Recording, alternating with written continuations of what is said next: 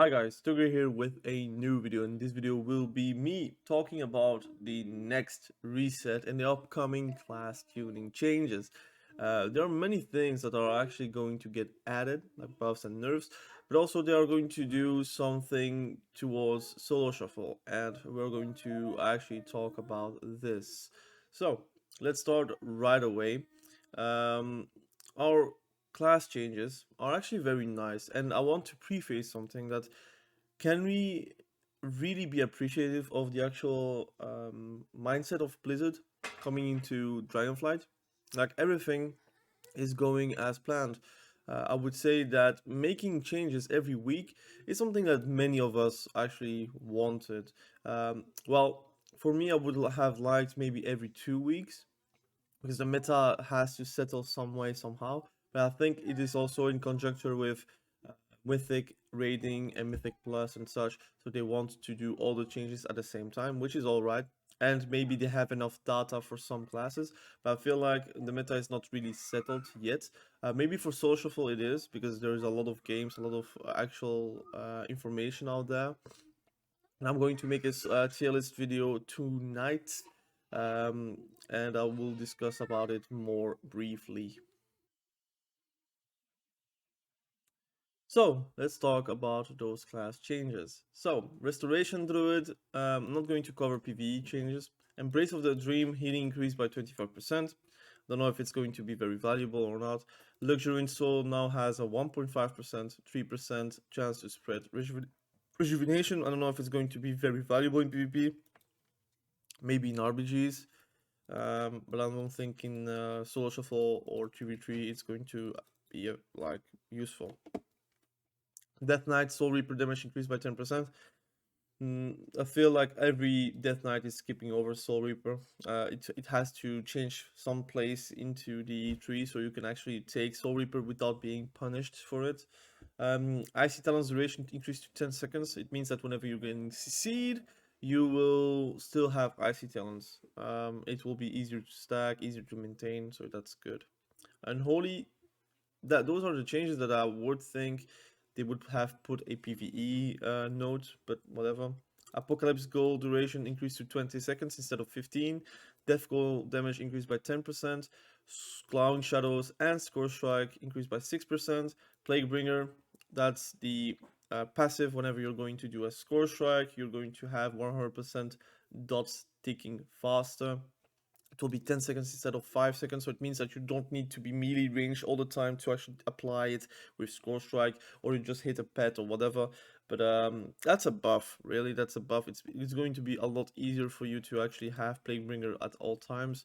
And Reaping, that's the execute effect on those abilities, going to be increased by 5%, so it will be 25% instead of 20%. So how is it going to translate on the details? I think it's not going to be a massive buff. It is still a buff. It's substantial. It still is going to be top one like damage dealer in most matches, except if you're playing with an Affliction Warlock, for example, or any other dot spec in the game.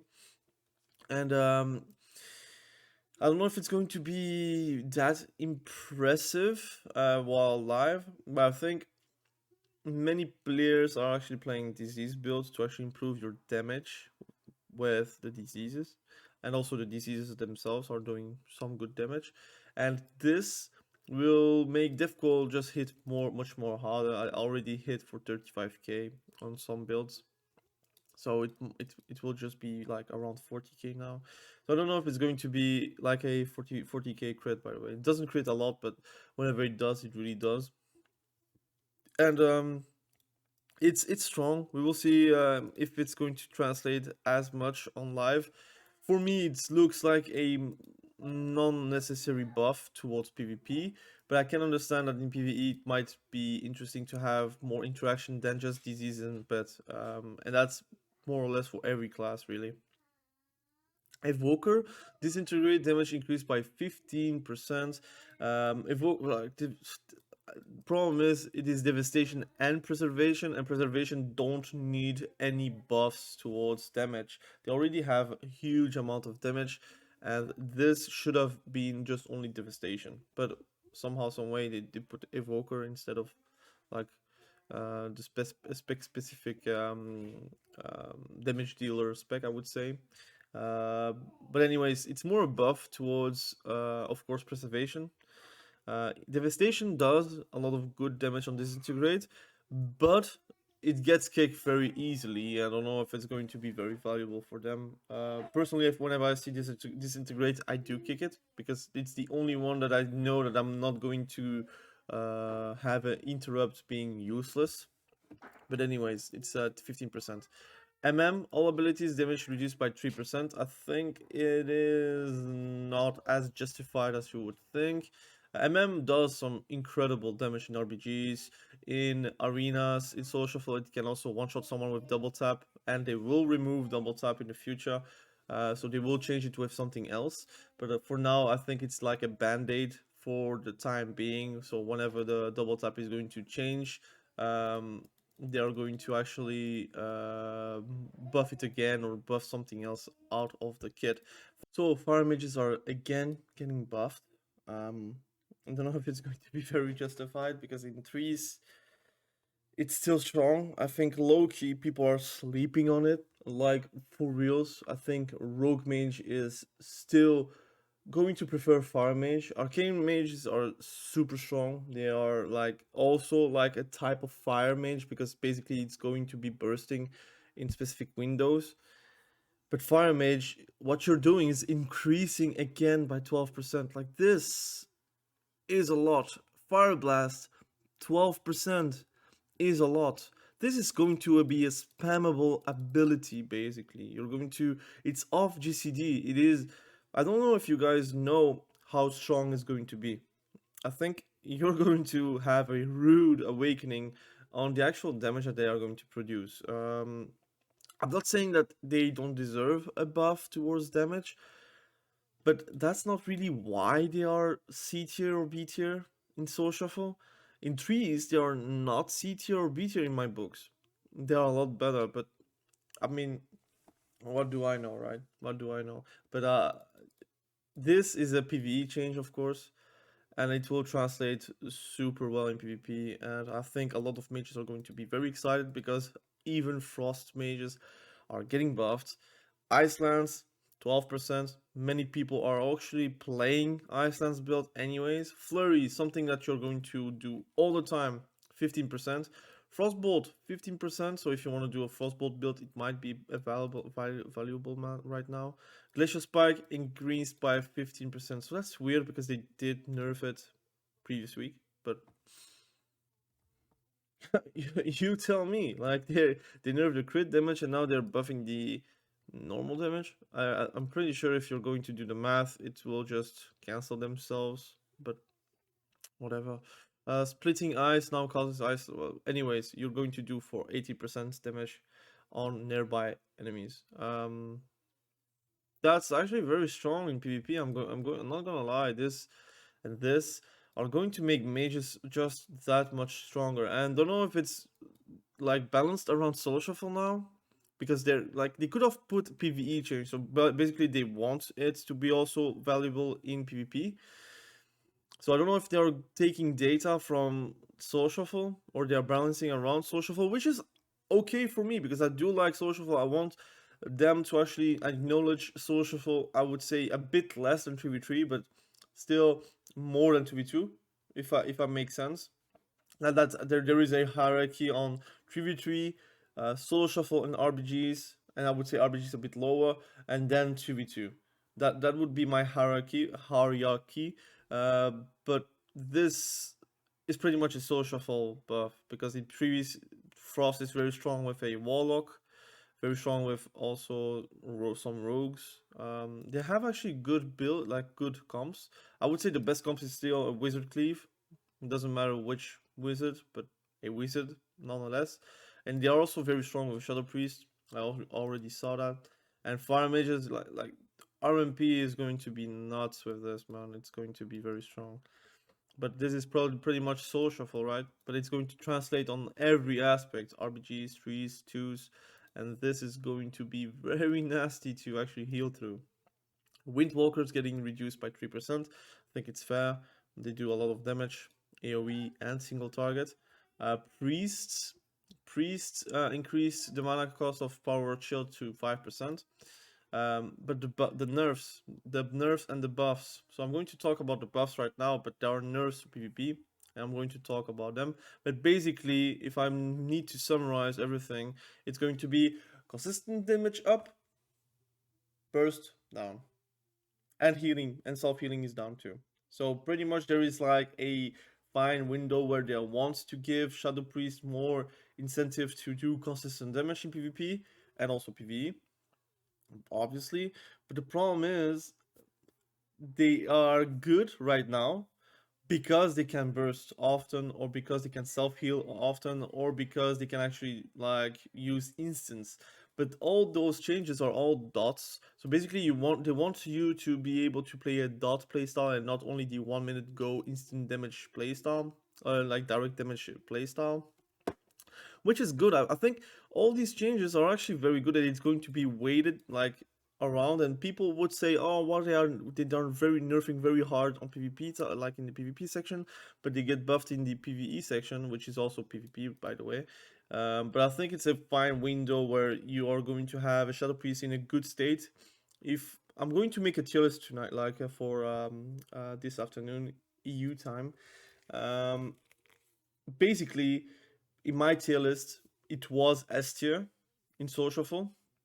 But now with those changes, I would say that it's now around A tier. Spoiler alert. Because it's still going to be very strong. They still have a lot of UCC, a lot of utility, a lot of self-heal, a lot of self-peel. And this is going to be, of course, very welcome. But I think the things that are making Shadow Priest S tier is the instant damage, the instant possibility to just turn a fight and just decimate people. And this is actually a good change. I think it's going to be still meta, especially in Trees 2. But it's not going to be obnoxious as right now. Like for me as an Arms Warrior playing with Shadow Priest feels really bad. I'm going to be honest. This is nerfed, so I guess it's cool. Rogue, resounding clarity now causes echoing reprimands to only have 2 additional combo points instead of 3. Nerf on assassination by 3%. Fatal concussion damage bonus reduced to 10%. All ability damage reduced by 3% for Outlaw, and also for Subtlety. It's not going to be very noticeable. It might be noticeable, but you're going to play today, and then 1 week from now you will see some damage changes, but not that much. Again, people get also better gear, so with better gear you're going to nullify those changes. Enhancement damage also reduced by 3%. That's a bit of a bummer, but again, it's only 3%. Affliction Warlocks. That's what I mean. It's PvP going to be actually very good. I mean, Drain Soul already does a lot of damage if you can actually cast it, but now it's going to be 20% increased. Shadow Ball 2, Malefic Rupture 2, and on the PTR you have great changes for Malefic Rupture. But anyways, those are buffs. And Pandemic Invocation is still meh. I don't think it's good. I think a lot of Affliction Warlocks just think the same. Destruction Warlock Chaos Ball damage increased by 5%, and it is not over yet. We're going to talk about the PvP changes right now. But first, Warriors. I'm an Arms Warrior main, and I love being buffed on damage all the time. I don't know if it's going to be very different from now, like the actual power level, but Moral Strike hitting for 5% more, and all ability damage increased by 3%, so it's cumulative, so it will be 8% for Moral Strike, and Execute damage increased by 10%, so it will be cumulative as well, so it will be 13%. So it's going to be very interesting to see how the damage will translate. We do some good damage, but I'm going to be honest, sometimes we do hit like wet noodles. Whenever there is a wall, wherever you don't really have Colossus Smash Up or Avatar, or anyways, many classes have like damage reduction abilities, and sometimes you're just hitting for a lot less, and those times are actually the most important times where you want to do more damage. So this is a welcome change for consistent damage. Fury set bonus, it's not relevant for us PvPers right now. I don't think going for a set bonus of a raid is going to help you to get more success in PvP. I might be wrong. Maybe you can be lucky in the vault, but for now it's not relevant. Maybe in 4 weeks or 5 weeks. PVP changes. So that's the important part. That's the most important part. Restoration Druid getting nerfed on Life Bloom. I know the Life Bloom heals for a lot. I don't know if it's really justified. Personally, I would like to have healers on the same level as the Preservation Evoker and not vice versa. But I think Resto Druid are probably on the same level as Preservation Evoker. In my games, at least for solo shuffle entries, Restoration Druids are very, very strong. If you die as a Restoration Druid, you kind of let them kill you. I know it's maybe a hot take, but if a Restoration Druid plays it well, you don't need to be melee to actually do anything. You can Cyclone because the healer wants to CC you, so you can just punish it by doing that. But actively going into melee to actually do a Cyclone is going to be suicidal for you. But anyways. Balanced Druid, Star Surge damage increased by 20%, Wrath and Starfire too. That might be noticeable on Star Surge, but I don't think Wrath and Starfire damage, if it's even increased by 100%, it will be still very hard to actually cast. So even if it's 100%, it wouldn't change a lot, in my mind at least. But Star Surge being 20% increased is something good for balanced druids. At least for the bursty balanced druids and not for the Starfall dot damage balanced druids. Feral druids are going to get nerfed on self-healing. That's good. Again, self-healing nerfs, very good. Holy Paladins getting buffed on mana regen by 5%. Discipline Priest buffed on mana regen by 10%. This is actually huge. Discipline Priests are getting and they can heal. But the problem is whenever they can heal and they are going to sustain the team, they are going to be very quickly, even Soul Shuffle. But with this change, they might not be at least not directly, and they can then just be competitive in throughput.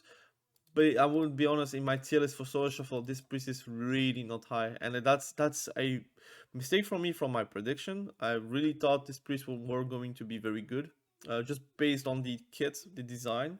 But I was wrong, and I will also discuss about it on the tier list that I'm going to produce for today. Now the Shadow Priest changes. This is quite big. You're going to notice that it is going to be very big. So the Void Volley damage is reduced by 30%. Duration of Void Volley Horrify to 2 seconds instead of 3 seconds. Reduced absorption value of Power Word Shield by 20%, so that's pretty big. Again, self-healing, self-shielding is going to get nerfed. Self-healing too, with Horrify, to be honest. Reduced healing transfer of Vampiric Embrace by 20%, so that's also very big. And Shadow Word Death damage reduced by 20%. Some people could hit for 100k on Shadow Word Death, maybe even higher. But in Soul Shuffle, often and not, you don't have time to ramp up as much. But this is a very big change. This is actually immense. You're going to see that the instant damage of Shadow Priests are going to be a bit less scary, but they buffed like other things, like for example Mind Blast and such. So they will be compensated, and you will see on the details, damage meters, they will probably get a buff. So they will have a buff on pad damage, on actual damage, like the consistent damage part, but they will not like one-shot you with Shadow Word Death anymore. At least that's what I think. And the self-healing getting nerfed is very, very big. Monk, Blackout Kick damage increased by 15%. Also is for Mistweaver. Keep that in mind. Tiger Palm increased by 15%. I don't think that's going to be very... it's going to be noticeable, right? But it's not going to hit you for 100k, right? So I think it's going to be alright. Mistweaver getting nerfed on mana regen, so that's a very good change because you don't want to have mana-less healers. Windwalkers are getting nerfed on Strike of the Windlord damage. Wonder if it's going to be affecting Thunder Fist, but it's going to be helpful for not getting one-shotted. So that's a good change as well, at least for me. My healers get one-shot by Strike of the Windlord, and that's actually very sad, but it happens. Numbing Poison getting nerfed like all other reduced cast speeds debuffs. That's a very good change. Deathmark damage dealt will be reduced by 30%. So whenever it's going to duplicate, it will duplicate for 70% and not for 100%. That's a good nerf on the actual burst, and I think assassination still has enough to kill you. They are overkilling you by a huge margin. A lot of people are not playing the Kingsbane build, but I think you should play in Kingsbane build in Soul Shuffle because you can literally one-shot someone in a smoke bomb. You don't even need a smoke bomb, just a blind or sap, and some people will not trinket a sap.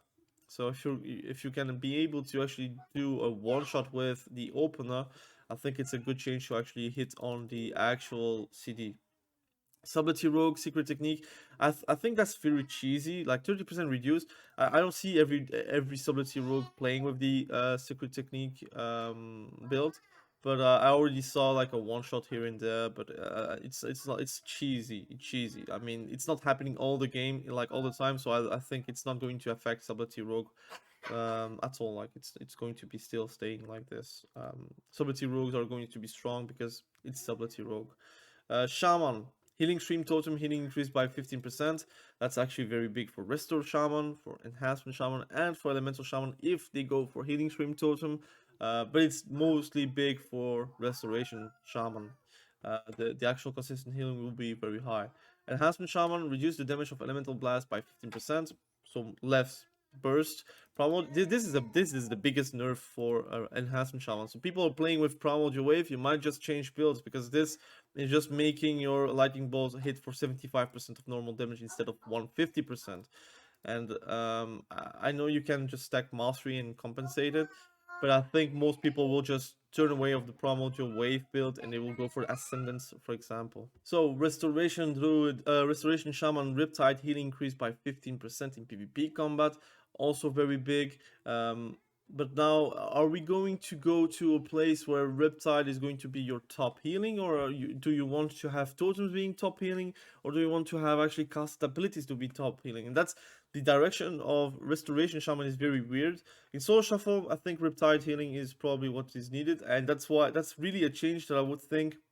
Look, they want to actually balance around in Soul Shuffle because this is helpful in Soul Shuffle because you're not able to cast because people are just going on you. But in Trees, it's a bit different because you can play with casters, for example, and they are not likely to focus you instead of the casters.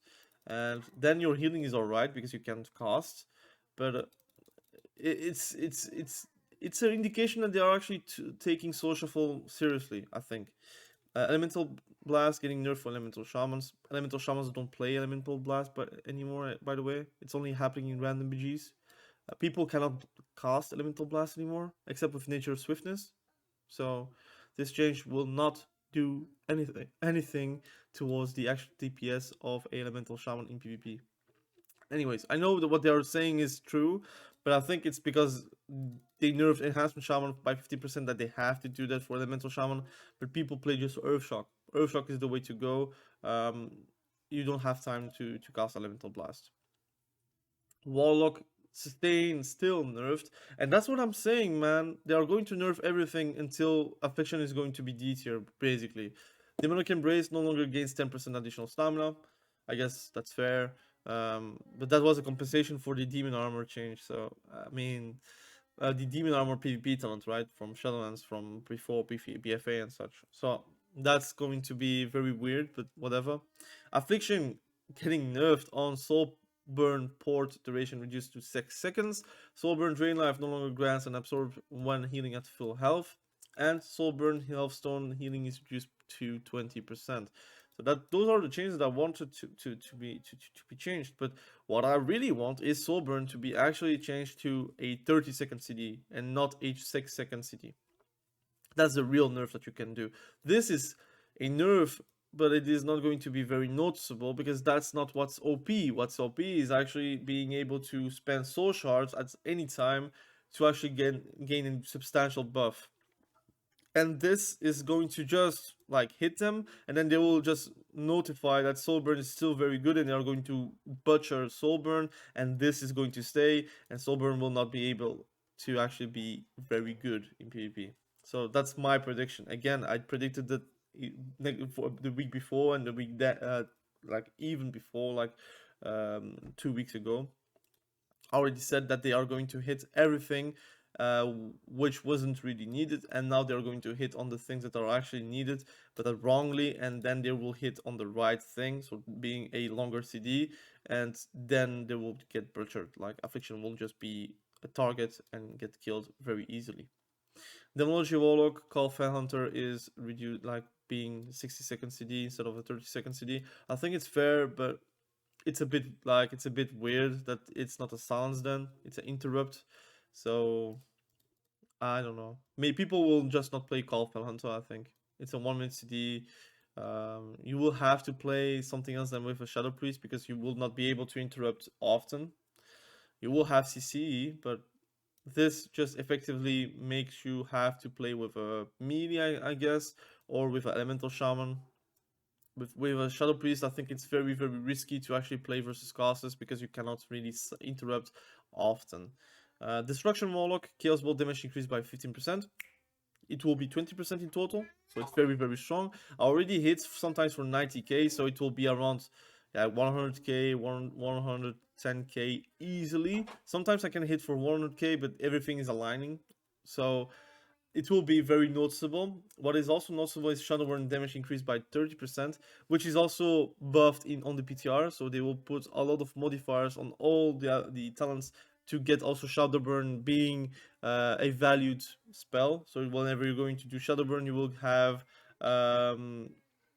the buff towards Incinerate, for example, or your Immolate will also buff your Shadowburn damage, for example. So they have going to they want to have Shadowburn as a Pillar Stone spell, which is good because I like that playstyle, but we will see how it's going to translate. And Incinerate damage increased by 30%. It's going to be actually big because Incinerate actually hits as hard as a Chaos Bolt, so it's going to be very noticeable. Not as hard as a Chaos Bolt whenever you're going to burst, but as hard as a Chaos Bolt whenever you're like not bursting. So that's actually very big, if you don't mind. Warrior getting nerfed by 5% on Warpaint. That's good, but I think they will just not take Warpaint anymore. That's my guess. I think it's not worth it to only have a 5% damage reduction. It might be worth it, but it's because it's passive. But 5% is little to nothing. Like it's if you're doing a 100k Chaos Bolt, it's only going to be 5k reduced damage. So I don't know if it's going to be super valuable, but whatever. It's of course passive defense, so it's still good, but I don't think it's going to be very enticing to take, to be honest, in PvP. And protection getting hit by their damage, so they really don't want protection warriors in PvP, which is, I guess, good. But I like to have I would like them to actually change tanks to be good in PvP, but not obnoxious. But it's very hard because me myself, I'm trying to think like what's not going to be obnoxious about the tanks, and they will have to put PvP modifiers on every single spell, on every single passive, on every single thing, so actually make them like DPSs and not tanks, because I would like to see tanks actually as DPSs and not as tanks anymore.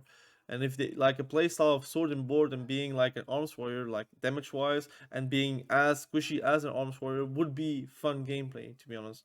But I don't know if they are going to be doing that in the future. So this is pretty much the change about the classes. I think a lot of classes are going to move in the tier list. I'm going to make a tier list in a few minutes or a few hours, and this is going to change a bit my tier list because I'm going to predict that Shadow Priest is not going to be S tier anymore. But like for example, Demon Hunters are not getting hit.